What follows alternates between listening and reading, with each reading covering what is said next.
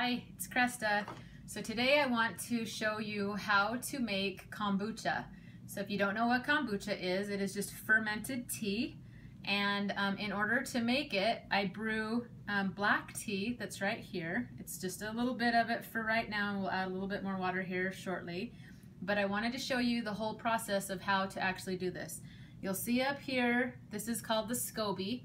And since we've got kind of a large SCOBY going, I'm actually going to show you how to create a SCOBY hotel so that you can see what you can do with it when things start to get to be a little bit crazy, because a new SCOBY forms every single time you make a new batch. So kombucha is similar to kefir. It's a fermented drink, a fermented tea that is really high in natural probiotics.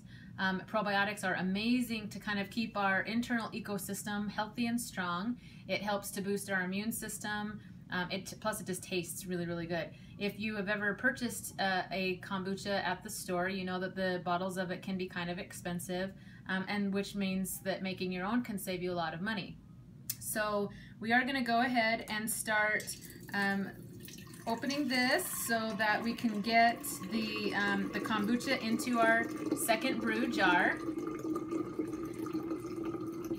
And essentially what we're going to do is I am just going to add some berries to this.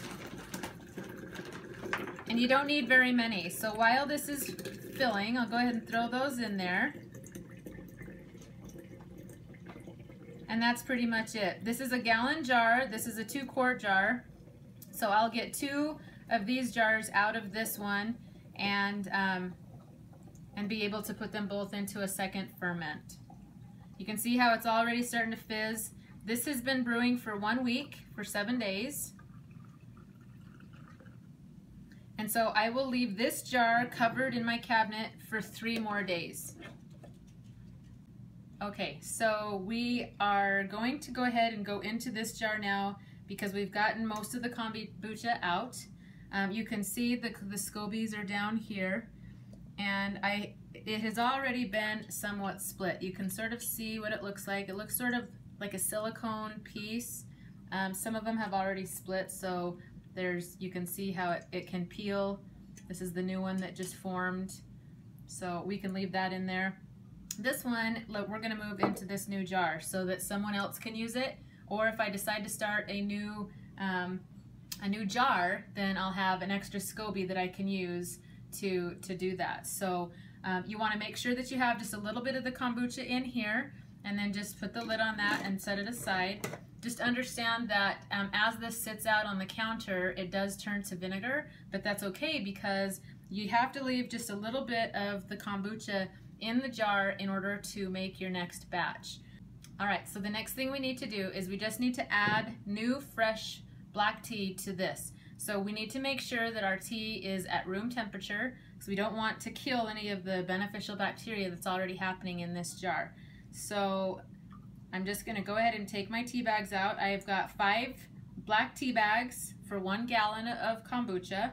And so this little container here is gonna be really, really strong. So I've just got some plain water here that we're going to put in here that's cooler. So we'll put that inside, and I use 1 cup of sugar per gallon. And so we'll go ahead and put that in this one because this is still a little bit warm. And I'll stir that up to get that sugar to dissolve. If you have a large pot, you can brew this on the stovetop and then just wait for it to cool so that you can add it to the kombucha after it's cooled down. You just want to make sure that it's room temperature and not boiling when you pour it into here. So once that sugar is dissolved, you can go ahead and add this tea to this jar.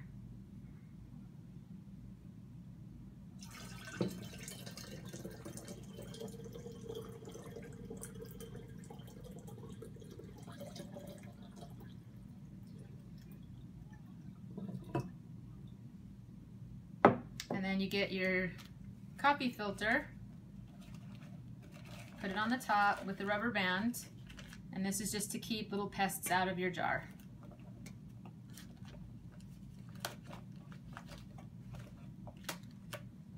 And that's it.